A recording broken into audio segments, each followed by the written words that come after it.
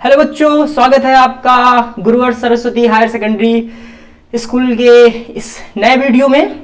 और ग्रामर की पहली क्लास में हमने डिस्कस किया था कि ग्रामर की ज़रूरत क्यों है। अभी प्रॉपर्ली हमने बताया नहीं ग्रामर की ज़रूरत क्यों है। अभी हमने बस क्या पढ़ा था, लेटर्स की इंपॉर्टेंस क्या है, वर्ड्स क्या है, सेंटेंसेस क्या है, और हमने सेंटेंस के टाइप पढ़ना शुरू किया था। तो जिसमें आपको एक टाइप का बताया गया था, असर्टिव टाइप सेंटेंस बताया गया था, जिसके दो टाइप होते हैं, अफर्मेटिव और नेगेटिव, सकारात्मक और नकारात्मक। अब हम चलते हैं सीधे आगे, देखते हैं। अगला हमने पढ़ लिया, पहला क्या, असर्टिव टाइप पढ़ लिया।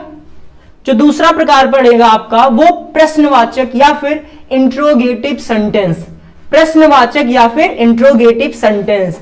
तो यानी कि इसके नाम से ही पता चल रहा है कि ऐसे सेंटेंस जिनसे किसी ना किसी प्रश्न का बोध होता है, यानी कि सवाल पूछा जाता है, क्वेश्चन पूछा जाता है। ठीक है, दो sentences which ask questions are called interrogative type sentence. जैसे आप कहां जा रहे हैं, आप कहां जा रहे हैं, कोई महानुभाव जा रहे थे तो टोक लिए आप, भैया कहां जा रहे हैं। तो गांव में अच्छा एक कहावत कही जाती नहीं, कोई कहीं जा रहा हो तो टोकते नहीं है, काम बिगड़ जाता है। ठीक है, तो आप लोग भी कहीं टोकिएगा नहीं भाई किसी को। सो कह रहा है वेयर आर यू गोइंग, तुम स्कूल कब जाते हो, when do you go to school, तुम्हारा नाम क्या है, व्हाट इज योर नेम। ठीक है, अब एक चीज यहां पे मैं आपको बताना चाहूंगा, जो इंट्रोगेटिव सेंटेंसेस होते हैं वो दो प्रकार के होते हैं। ठीक है, इंट्रोगेटिव सेंटेंसेस जो होते हैं भैया वो आपके दो प्रकार के होते हैं। पहला yes no type, yes no type, ठीक है, यस नो टाइप, और दूसरा जो है आपका WH टाइप।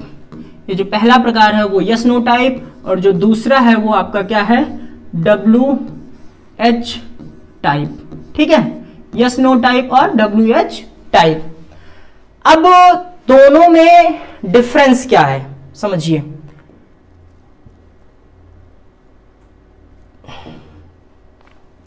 देख लीजिए, यस नो टाइप और WH टाइप।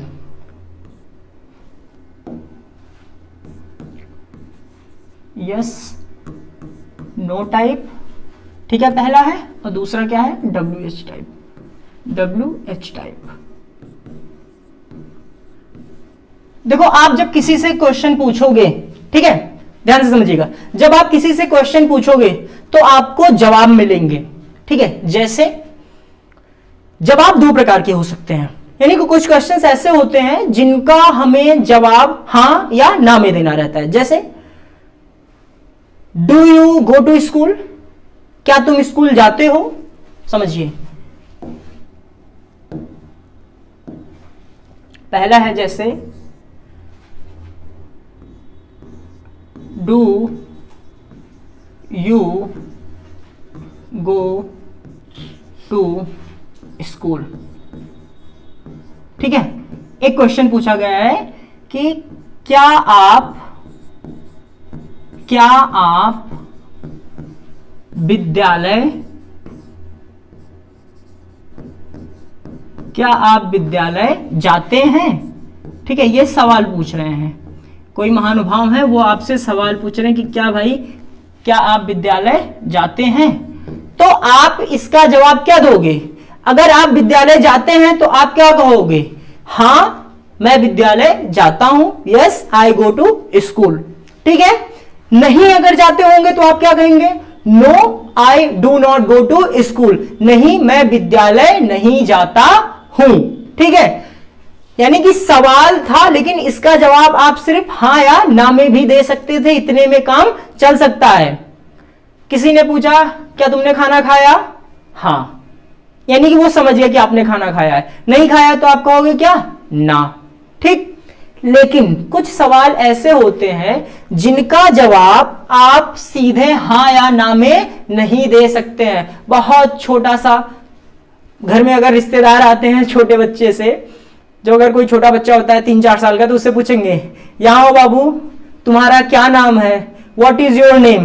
तो अब वो बालक हाँ या ना में तो जवाब नहीं दे सकता है कि हाँ ना, ठीक है।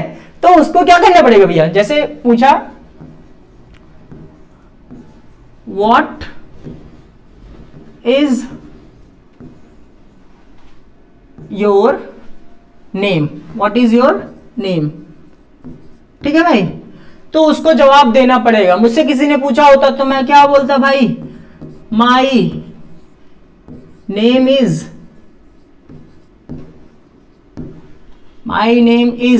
करमवीर सिंह, ठीक है। तो मैं क्या बताता भाई, मैं तो अपना नाम बताता, आपसे पूछते तो आप भी अपना नाम बताते, ठीक है। तो इसका जवाब तो हम हाँ या ना में नहीं दे सकते हैं, ठीक। और एक एग्जांपल समझ लीजिए, एग्जांपल और समझ लीजिए। आप अपने दोस्त के साथ डेली विद्यालय जाते हैं, प्रतिदिन विद्यालय जाते हैं, ठीक है। आप तैयार होके पहुंचे, मतलब आप जाते हैं, अपने दोस्त को लेते हैं साथ में अपने, फिर विद्यालय जाते हैं। आप पहुंचे, मान लीजिए आपका दोस्त है, कोई भी है, मान लीजिए मेरा दोस्त है प्रवीण। तो मैं पहुंचता हूं प्रवीण के घर पे, नॉक करता हूं, आंटी निकलती हैं। तो मैं पूछता हूं आंटी प्रवीण कहाँ है।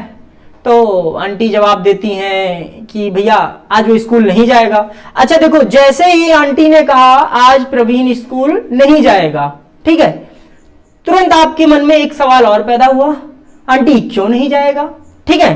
भाई डेली तो जाता है, क्या हुआ, वो ठीक तो है। तो आंटी बताएंगी हाँ बेटा वो ठीक तो है, लेकिन आज उसको अपने पापा के साथ थोड़ा काम से दुकान पर जाना है, ठीक है। तो आपने सिंपल सा पूछा था क्या आंटी प्रवीण स्कूल जाएगा, आंटी ने कहा होता हाँ तो प्रवीण आ जाता, प्रवीण चला जाता आपके साथ। लेकिन आंटी ने जैसे कहा नहीं बेटा वो नहीं, तो आपने तुरंत आपके मन में एक सवाल आया, एक यक्ष प्रश्न उठा, अरे प्रवीण कैसे स्कूल नहीं जा रहा है, लगता है मुझे भी गोला मारना पड़ेगा, बिना बताए गोला मार दे रहा है, ठीक है।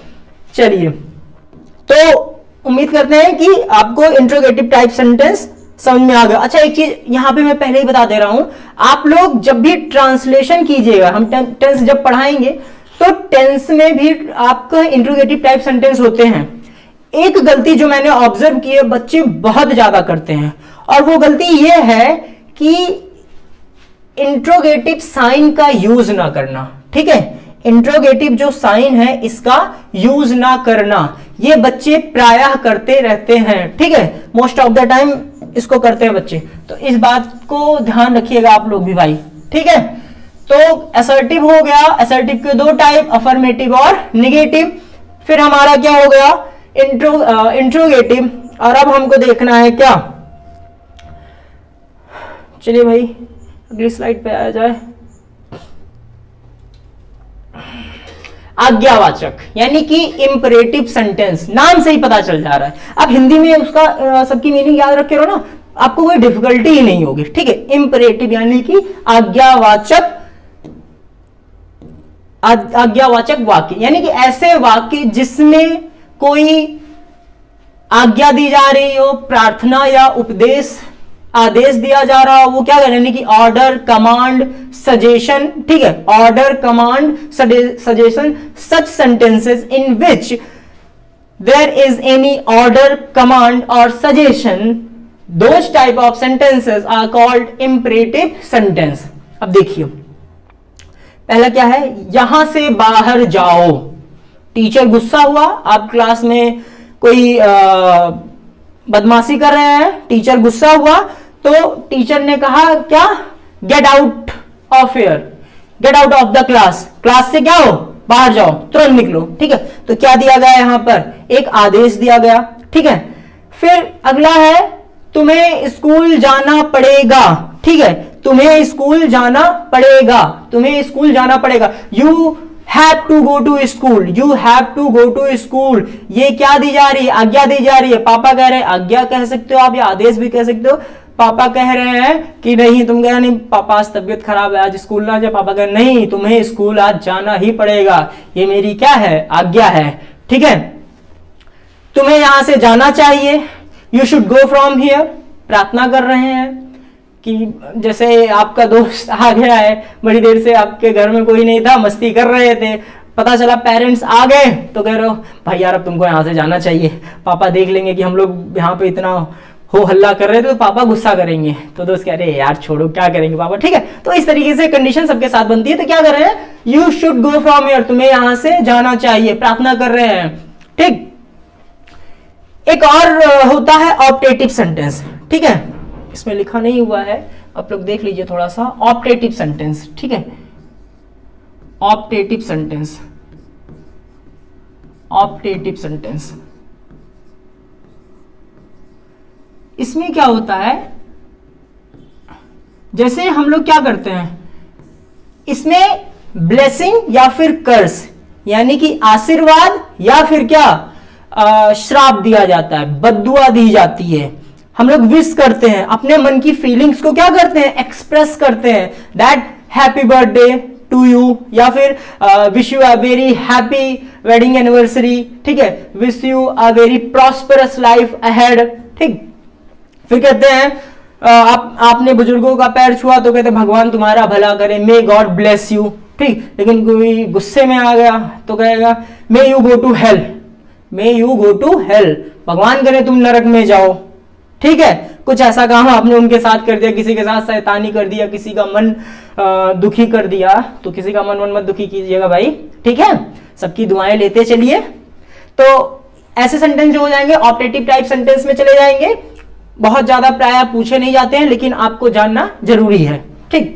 अगला जो है भैया आपका विस्मयादिबोधक, एक्सक्लेमेटरी सेंटेंस, ठीक है, नाम से ही पता चल रहा है क्या, एक्सक्लेमेटरी यानी कि विस्मय करना, अरे क्या बात है, वाह ऐसा हुआ, आपका दोस्त पता चले कुछ बड़ी खतरनाक गाड़ी वाड़ी लेके आ जाए, कोई स्पोर्ट्स बाइक, अरे यार क्या बाइक है, ठीक है, मतलब आपने उम्मीद नहीं की थी कि ये बाइक मेरा दोस्त जो है ये हायाबुसा लेके चला आएगा या BMW की बाइक लेके चला आएगा, ठीक है, ऐसा कुछ। तो एक्सक्लेमेशन यानी कि ऐसे वाक्य जिसमें हम अपनी भावनाओं को व्यक्त करते हैं, जैसे खुशी, दुख, हैरानी, डरना, धमकाना, ठीक है, आदि तरह के वाक्यों को व्यक्त करते हैं। तो ऐसे वाक्य क्या कहलाते हैं भैया, हमारे विस्मयादिबोधक यानी कि एक्सक्लेमेटरी सेंटेंस होते हैं। अब समझिए, जैसे पहला उदाहरण क्या है, वाह क्या सुंदर लड़की है, ठीक है, wow what a beautiful girl, ठीक है, यानी कि कोई भी लड़की जा रही थी, देखने में सुंदर लग रही थी, तो किसी ने कहा भाई बहुत सुंदर है, ठीक है। अगला है भगवान आपको आशीर्वाद दे, गॉड ब्लेस यू, क्या बकवास है, व्हाट रबिश, पता चला किसी ने कह दिया अरे भाई पता है जनवरी में बोर्ड एग्जाम है, कोई तो व्हाट रबिश, क्या बकवास कर रहे हो यार, जनवरी में एग्जाम होता है, वो भी बोर्ड का, वो भी यूपी बोर्ड का, ठीक है, यानी कि क्या बकवास कर रहे हो, ऐसे थोड़ी ना हो सकता है। ताजमहल देखने गए तो ताजमहल देखे बड़ा सुंदर लगा, तो हमने क्या कहा कि व्हाट अ ब्यूटीफुल साइट, कितना सुंदर दृश्य है, ठीक है, व्हाट अ ब्यूटीफुल सनसेट, कितना सुंदर सूर्यास्त हो रहा है। एक चीज और याद रखिएगा कि एक्सक्लेमेटरी सेंटेंसेस जो भी होंगे आपके, वहां पर आपका एक्सक्लेमेशन मार्क्स का यूज जरूर रहेगा, एक्सक्लेमेशन मार्क्स ये जरूर याद रखिएगा, विस्मयादिबोधक चिन्ह का प्रयोग जरूर होगा, ठीक है। तो आप लोग एक काम कीजिएगा, आप लोग को जल्दी ही एक PDF दे दी जाएगी सेंटेंसेस की, उसमें आपको फिगर आउट करना रहेगा, मैं उसको भी सॉल्व करवा दूंगा कि विच टाइप ऑफ सेंटेंसेस के टाइप आप पहचानना सीख जाए जिससे, ठीक है। एक बार आप इसको पूरा रिवाइज कर लीजिएगा और अगली क्लास में हम थोड़ा सा, अभी हमने सेंटेंस बता दिए, थोड़ा सा बताना जरूरी था किस किस टाइप के। अगली क्लास में हम सेंटेंस के जो पार्ट्स होते हैं, पार्ट्स ऑफ सेंटेंस, वहां से शुरू होगी असली ग्रामर आपकी, ठीक है, कि कैसे सेंटेंस फॉर्मेशन होते हैं वो डिस्कस किया जाएगा। उसके बाद फिर पार्ट्स ऑफ स्पीच को थोड़ा सा तेज स्पीड में लेके चलेंगे एक बार, क्योंकि आपको बोर्ड्स एग्जाम को भी टारगेट करना है, तो पार्ट्स ऑफ स्पीच जो है थोड़ा सा स्पीड में खत्म करेंगे, वाइंड अप करेंगे, क्योंकि फिर टेंस और नरेशन, वॉइस, ये सारी चीजें भी पढ़नी है। फिर एक बार जब ये सेशन खत्म हो जाएगा, फिर आपको बहुत डिटेलिंग में, मतलब कि छोटी सी छोटी चीज, यानी कि कोई भी बच्चा वो अगर 6th में होगा, 7th में, 8th में, 9th, 10th मतलब 12th तक, यहां तक कि मैं कह रहा हूं कि अगर आप किसी कॉम्पिटिटिव एग्जाम की तैयारी करना चाहेंगे आगे, तो बेसिक ग्रामर से आपको एडवांस लेवल तक की ग्रामर पढ़ाई जाएगी। ठीक है, तो अब आप लोग चैनल को जो है सब्सक्राइब जरूर कीजिएगा। अगर वीडियो पसंद आया है तो लाइक कीजिएगा, कमेंट कीजिएगा, शेयर कीजिएगा, ज्यादा से ज्यादा लोगों तक पहुंचाइए।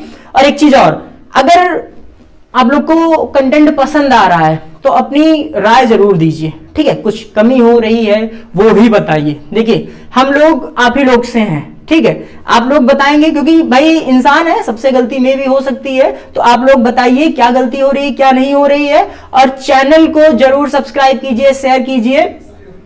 और